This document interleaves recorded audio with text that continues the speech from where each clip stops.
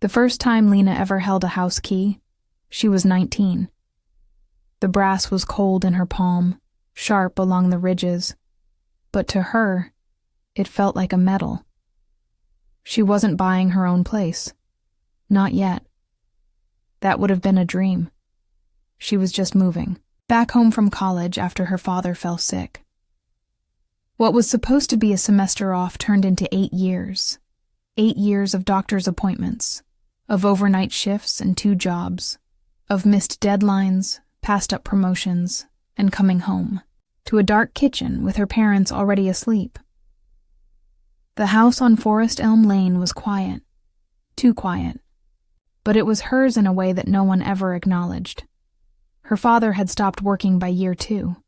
Her mother picked up a small bakery job downtown, part-time, but most of the bills, Lena handled them. The mortgage, the insurance, the groceries, the maintenance when the boiler broke in winter. She even redid the roofing one year, with her bonus from the graphic design contract she had juggled after hours. Every time she got close to saving up for her own place, her parents asked for just a little help. And Lena, loyal and silent, always said yes.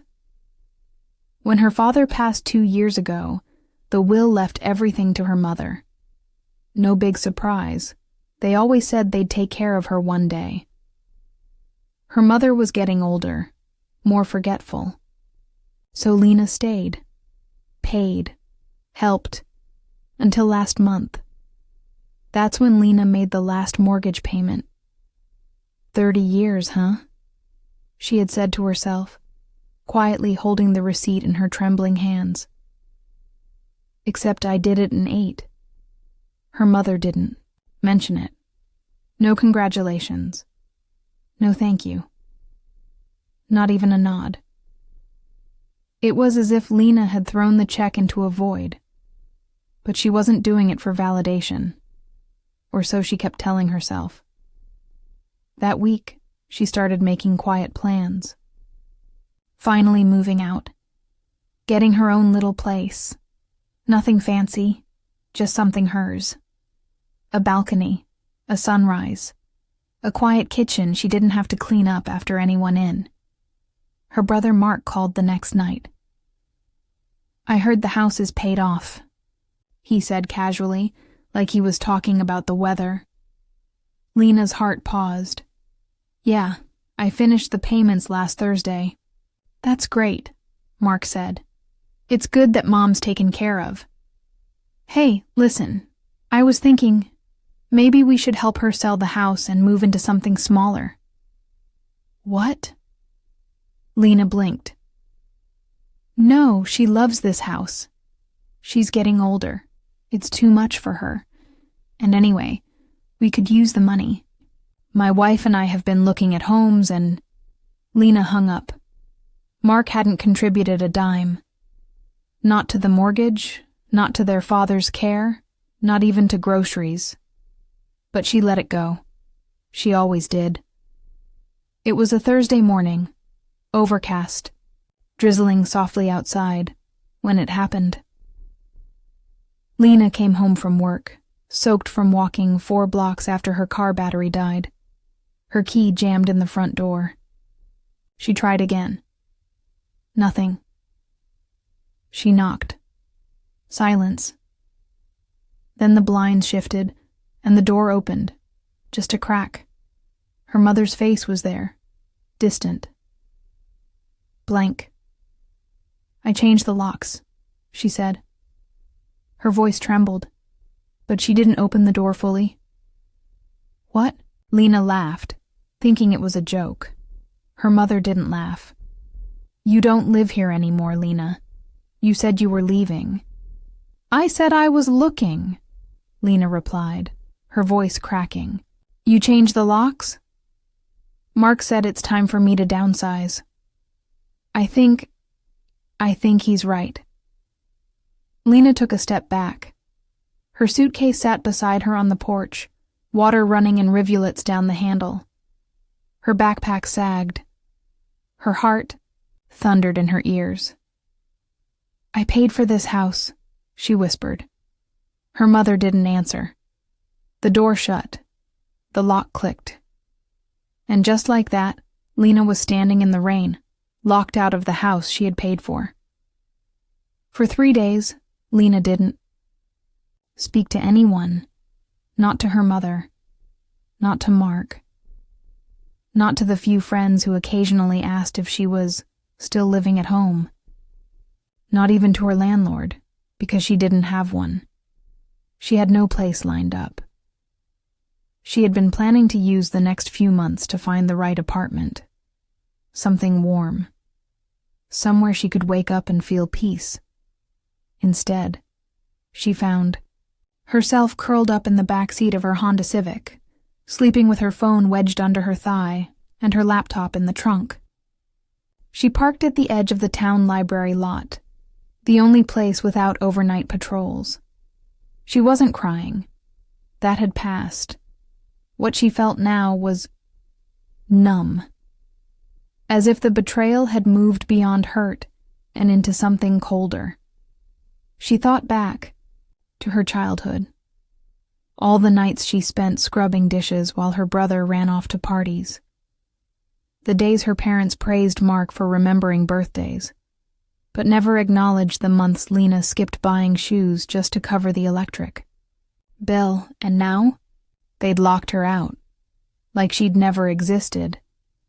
But the world didn't stop. Her freelance design clients still expected deliverables. Rent-free or not, life demanded its due. So Lena showered at the community gym. She edited campaigns at the public library.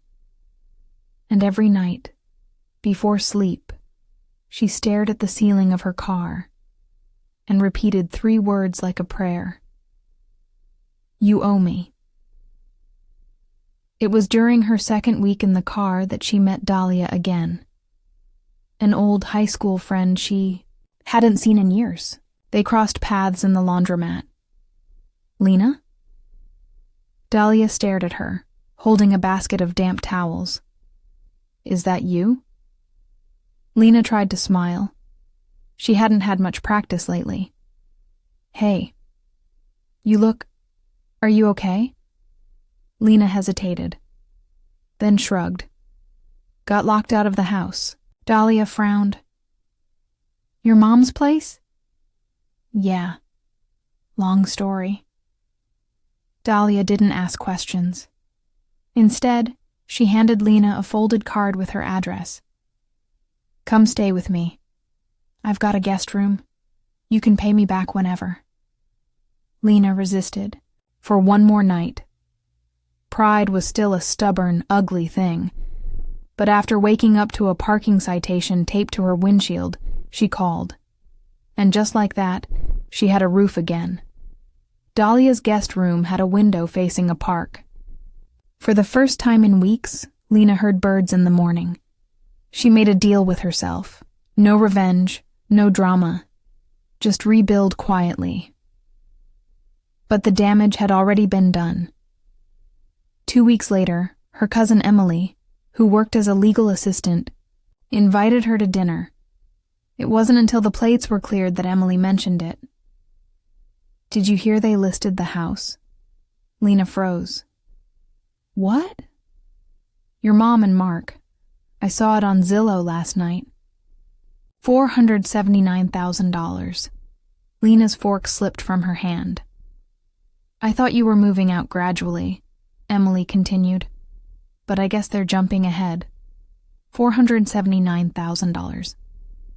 Lena had paid $372,000 of that mortgage, with receipts, bank statements, and her name on the wire transfers. And now, they were selling it for a profit. Without her, without even telling her. That night, Lena didn't sleep. She sat in the guest room, eyes fixed on her laptop screen, scrolling through the house listing. Every photo showed her labor, the light fixtures she installed, the floors she scrubbed, the custom backsplash she paid for. She looked down at her hands, and something in her eyes changed. The next morning, Lena woke early and drove to the county records office. She requested copies of the house deed, title transfers, and any attached liens.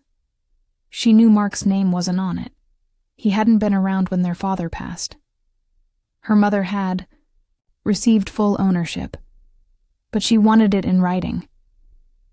And then quietly, she made a call to a lawyer, not for a lawsuit, not yet. She needed advice, options, loopholes.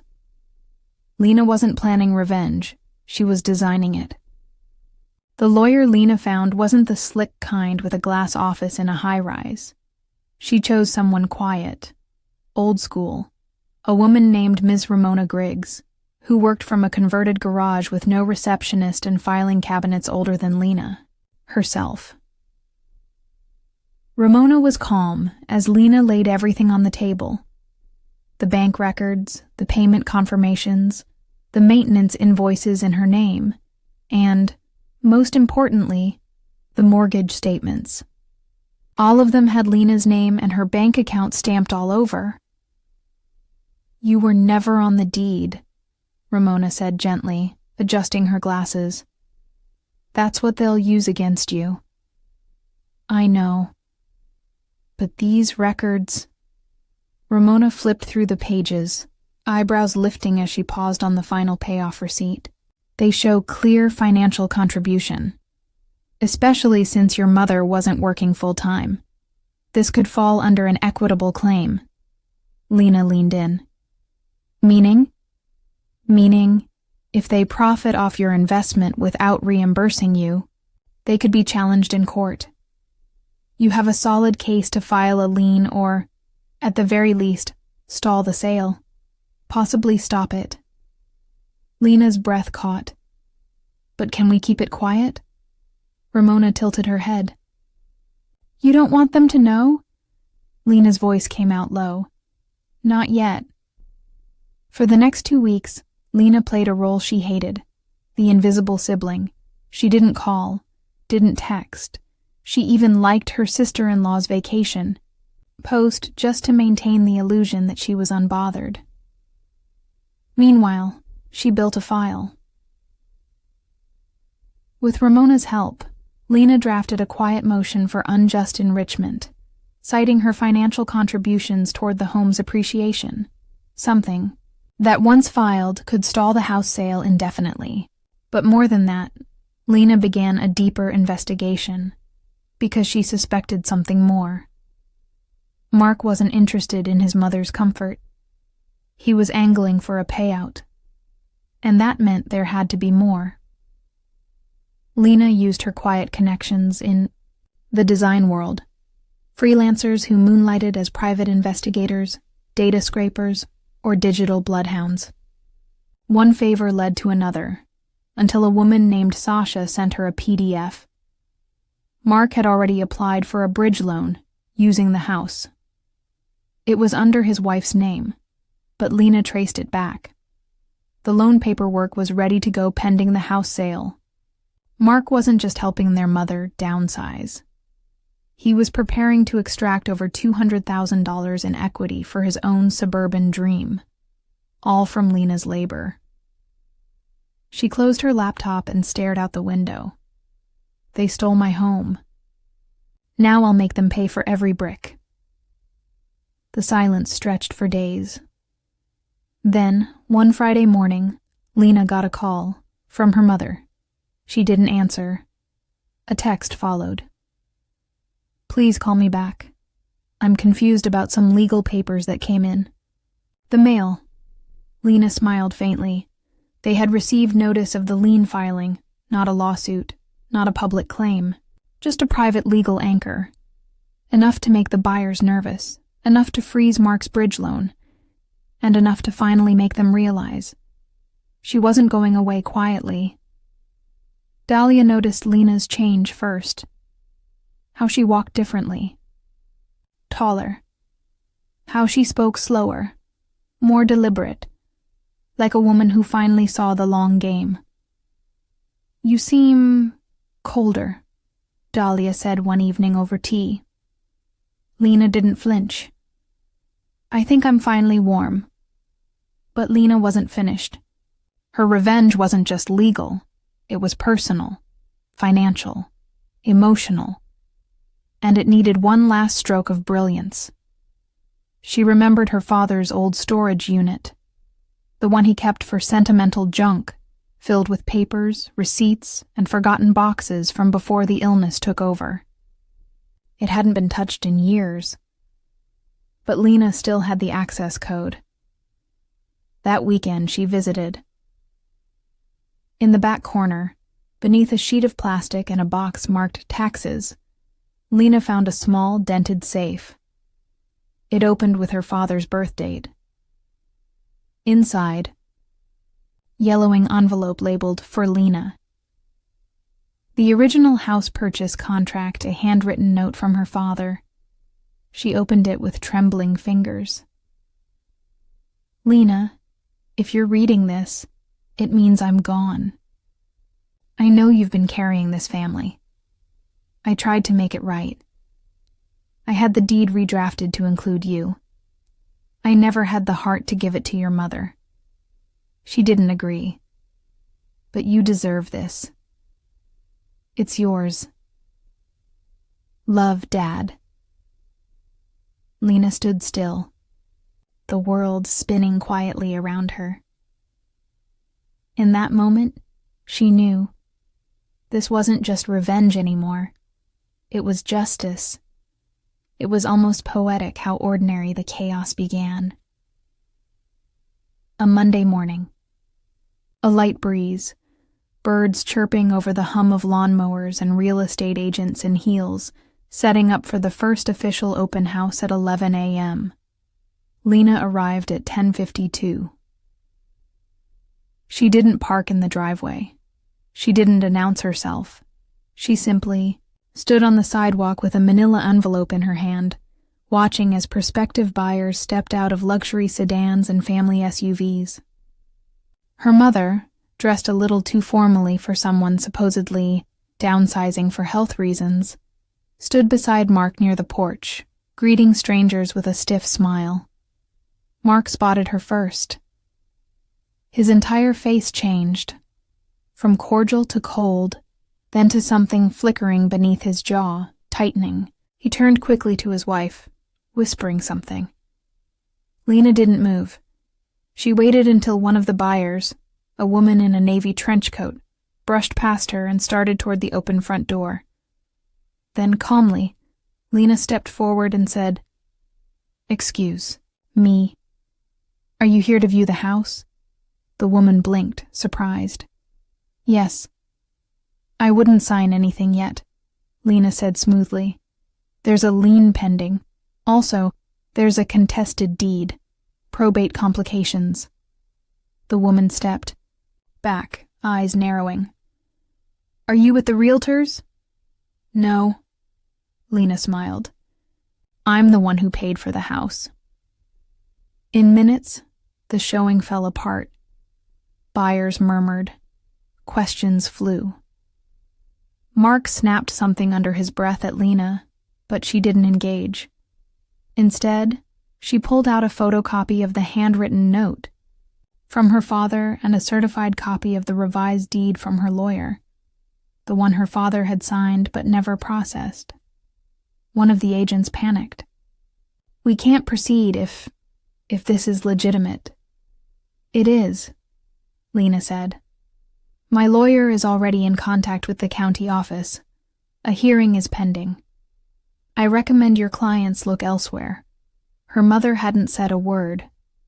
Not until the last car rolled away and the for sale sign was quietly unspiked from the lawn. Then her voice cracked. "Lena, why are you doing this?" Lena turned, slow and deliberate. "You changed the locks. You told me I didn't live here. That was your decision." Her mother looked exhausted, or maybe just finally exposed. "We thought... Mark said it was best. He was going to help..." "Help who?" Lena asked.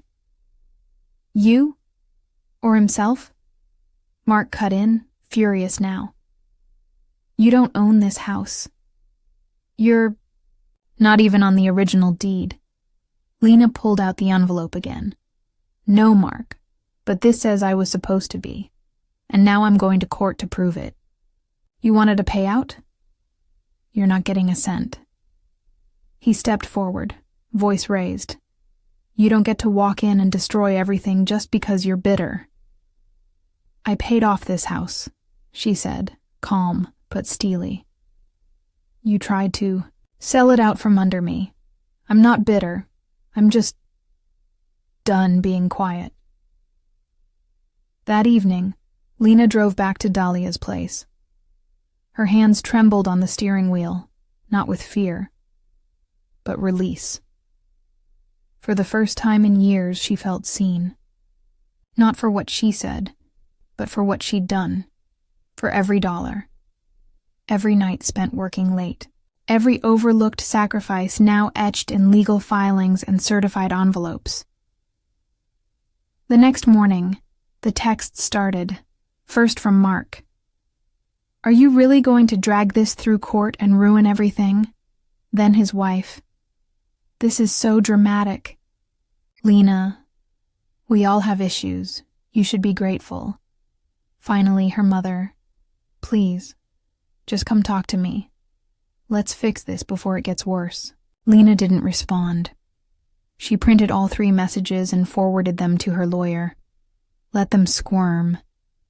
Let them feel even a fraction of what it meant to sleep in a car outside the house you paid for. But Lena wasn't finished. Because while the house was off the market, she still didn't have her name on the deed. Yet, and once she did, she knew exactly what she'd do next. The court hearing was set for 6 weeks later. It wasn't dramatic. No cameras, no one shouting across wooden benches. Just a county judge, a court clerk, and a row of family members pretending this wasn't the most humiliating moment of their lives. Lena sat on the left, next to Ms. Ramona Griggs, her lawyer, steady and unmoved. On the right, Mark, his wife Shelby, and their mother, none of them speaking to one another before the session began.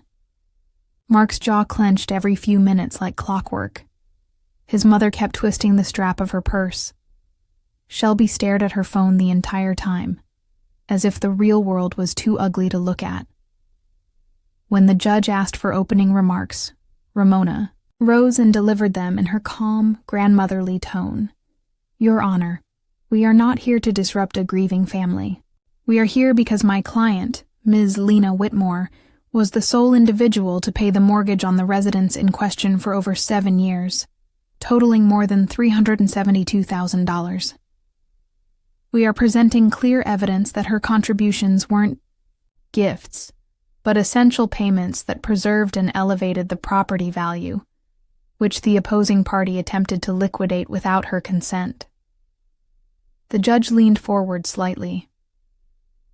And the claim of equitable interest is based on Ramona slid forward a folder. On financial records, household bills, maintenance receipts, and a revised deed drafted by the now deceased property owner, Mr. Thomas Whitmore, which names Ms. Whitmore as co-owner and was verified by 2 witnesses. Though it was never filed, we assert it reflects his true intent, and coupled with her financial contribution, entitles her to co-ownership or compensation equivalent to half the home's current market value. The judge glanced at the opposing table. Mark's lawyer stammered through a weak rebuttal, vague references to familial duty and generosity. But the documents didn't lie. Lena had spreadsheets, bank statements, contractor invoices, all in her name.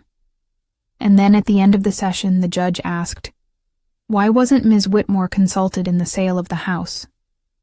Mark tried to answer, but his mother spoke first. We didn't think she'd fight us. The courtroom fell silent. 2 weeks later, the ruling arrived in a thin white envelope. Lena sat on Dahlia's porch when she opened it. This court finds sufficient basis for equitable interest and upholds the plaintiff's right to 50% legal ownership of the property at 624 Forest Elm Lane, and suspends any sale or financial transaction related to the property without her consent. Lena folded the letter quietly. Her breath fogged in the crisp spring air. Half the house, half of what she paid for in full. It wasn't about money anymore. It was about truth. She waited exactly 48 hours before making her next move. She called the real estate agent listed on the Zillow post and scheduled a private appointment. When the agent picked up, cheerful and unaware, Lena said calmly, "I'm not here to relist. I'm here to buy the other half." Mark panicked when the offer came through. It wasn't even about the money. Lena matched the valuation down to the dollar. It was the fact that she offered, on paper, with legal counsel, and she attached one more condition: that both her mother and brother sign a waiver forfeiting any future claim to the house. "I'm not kicking anyone out," Lena said to her lawyer, "but I'm done begging for space in something I built." To her shock, her mother signed. Mark didn't, not at first, but when his bridge loan collapsed, thanks to the lien Lena filed, and his side hustle was exposed for tax fraud, something Lena's PI uncovered in a quiet audit request, his lawyer advised him to cut his losses. He signed, silently, bitterly. 3 weeks later, Lena held the new deed in her hands. Sole ownership. She didn't cry. She didn't tell anyone. She just returned to the front steps of the house on Forest Elm Lane, keys in her hand, locks already rechanged, and sat on the porch swing she'd once installed herself. It creaked under her weight, just like it used to. The house was quiet, still full of ghosts, but they were her ghosts now. She didn't evict her mother, but she changed the terms. A formal lease, a modest rent, boundaries, and Mark, he never stepped foot on the property again. They started asking questions the moment Lena was seen trimming the hedges. First it was Mrs. Klein from 3 doors down, holding her Yorkshire Terrier with a pink leash and too much curiosity. "Did you finally move back?" she asked, eyebrows raised. Lena didn't flinch. "I own the house now." "Oh," Mrs. Klein replied, blinking, clearly thrown. "That's wonderful. Your mother said you'd gone away for good." Lena just smiled politely and returned to her shears. The next week it was Mr. Donnelly, the retired firefighter who always seemed to be on his porch when anything happened. He leaned on the fence as Lena brought in groceries. "Looks like you're settling back in," he said. "I am." "I thought you were moving out?" "No," she said, voice calm. "I was locked out." His brows pinched. "Excuse me?" "Paid the mortgage. They changed the locks. I fought back.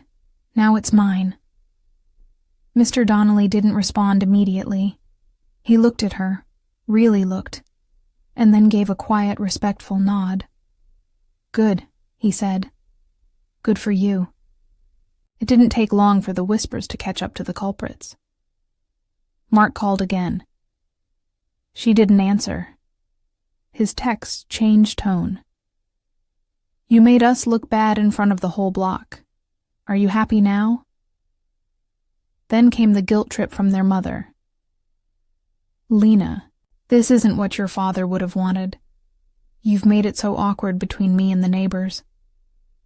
Lena stared at her phone and thought, "You should have thought about that. Before locking me out in the rain." She didn't reply. The hardest part wasn't the legal battle or the silence. It was the mornings. The first few weeks back in the house, Lena would wake up expecting the old patterns. waiting for someone to demand coffee, hearing her mother complain about her schedule, catching Mark on the phone bragging about his real estate knowledge. But the house was silent now. And in that silence, Lena discovered something she hadn't felt in years. Peace. Not happiness. Not yet. But the steady, quiet peace of a woman who no longer needed to explain why she existed. She used the next month to repaint the walls.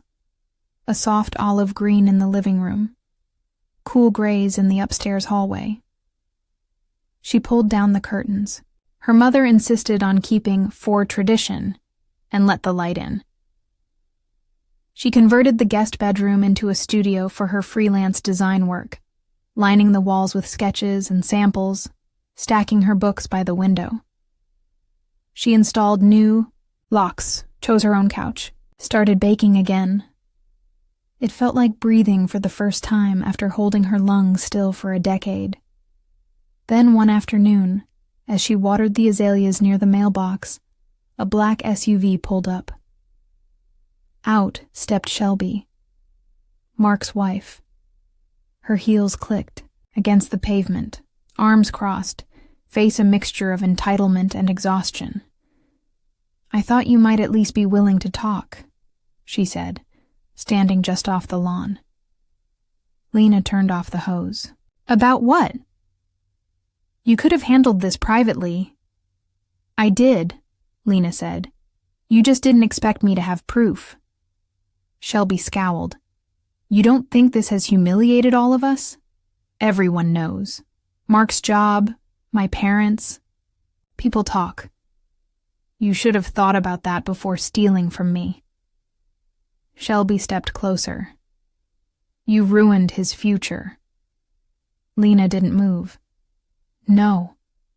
I finally claimed mine." For a moment, Shelby's lip trembled, but her pride held it together. She turned, heels sharp against the pavement, and drove off without another word. That night, Lena poured herself a glass of wine. She stood on the back porch as the sunset dipped low over the trees. The sky blazed amber and lilac. Dahlia texted, "Her. How does it feel? Truly?" Lena stared at the screen, then replied, "Like I'm finally standing in my own story." The attic still smelled like dust and forgotten time. Lena hadn't been up there since she was a teenager, back when her father used to call her his second-in-command as they sorted through Christmas boxes and mystery bins of old tacks. Returns. The wooden beams above creaked as she stepped carefully between piles of untouched belongings. It wasn't nostalgia that brought her here. It was closure. After weeks of legal victory, emotional silence, and public whispers, there was one thread still pulling at her: her father. The only one who had ever seen her, who had tried in his quiet way to make things right. And maybe he left more. She found it in a plastic container buried under an old sleeping bag. A worn cigar box with his initials carved into the lid. Inside, bundled in elastic bands, were letters, receipts, postcards from road trips Lena barely remembered, and at the bottom, one envelope. To be opened only if they forget her. Her heart stopped. Hands trembling, she peeled it open and unfolded. A thick sheet of lined paper. His handwriting, neat and careful, stared back at her. "Lena, if you're reading this, it means the worst happened. I hoped I was wrong. I hoped your mother and Mark would do right by you. But I knew them too well. You've carried this family for years, paid the bills, fixed the roof, took care of me when I couldn't even dress myself. You gave up more than I ever asked, more than you ever should have. You are not invisible.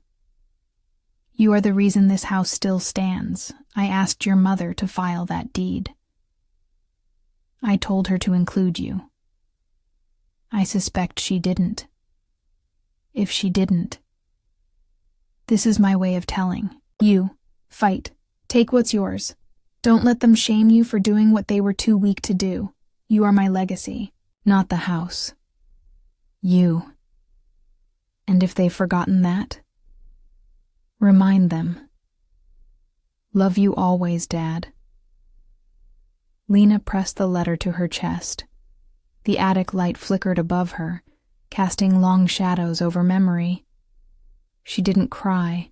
She didn't scream. But something inside her shifted, not with rage or revenge, but with release. The war was over, not because she won, but because she no longer needed their recognition. Not after this. 2 days later, she boxed up the remaining things in the house that didn't belong to her. Photo albums she wasn't in, old furniture her mother refused to part with, keepsakes from Mark's childhood that had been dusting shelves like they mattered. She packed it all and dropped it at her mother's new rental apartment. No note. Just a clean, final gesture. That evening, she replaced the mailbox plaque with a new one. Lena Whitmore, owner and architect of her own peace. The next morning, she received a letter in the mail from her mother. She nearly tossed it in the trash, but something made her pause. Inside was a short note. I don't expect forgiveness. I let fear win. I hope one day you can remember me for who I was before that, before Mark convinced me to lock you out. I've never felt colder than that day. Mom Lena folded the letter and placed it, not in the trash, but in a drawer. Maybe she'd forgive. One day, but not today. Today, she was busy planting lavender in the garden where the old trash bins used to sit. The house smelled sweeter now, lighter, like it was finally hers. The neighborhood slowly adjusted to Lena's presence as the rightful owner.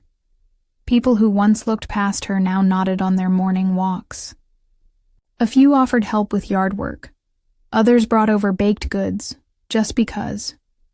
Some did it out of guilt, others out of quiet respect. Lena didn't ask why. She had nothing to prove anymore. The house had changed, not just in name, but in soul. New paint, new energy. Her energy. She filled it with art, music, light, and calm. She cooked dinner barefoot. She danced in the kitchen with no one watching. She opened windows that had been closed for years and let air flood the rooms that once suffocated her. And still, she remained gracious. She never spoke poorly of her family. She didn't need to.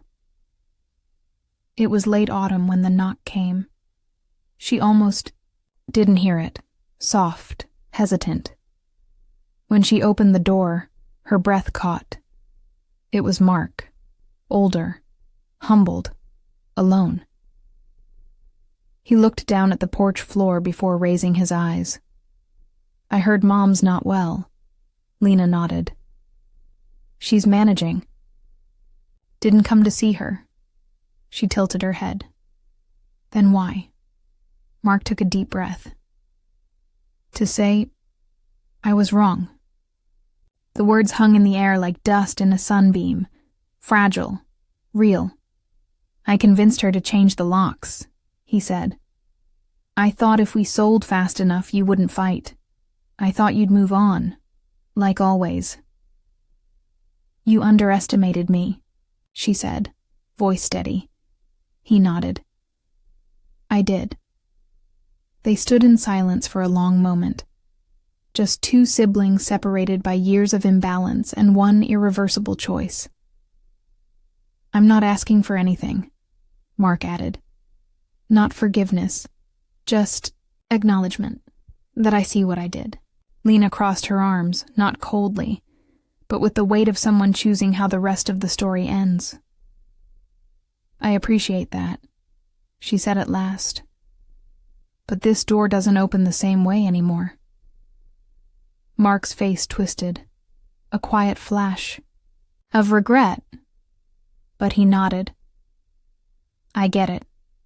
He turned to leave. "Mark," she called. Just before he stepped off the porch, he stopped. "Don't come back unless you're ready to be a brother." He turned, eyes misted, and nodded once. Then walked away. That night Lena sat by the window, wrapped in an old cardigan. Rain tapped gently on the glass. She looked out at the lawn, the street lamp flickering near the corner, and felt something she hadn't in years. Peace without permission. She didn't need their approval, or their apologies. The house was hers, because she had built it. Brick by brick, choice by choice, and in reclaiming it, she hadn't just taken back a home, she had taken back herself.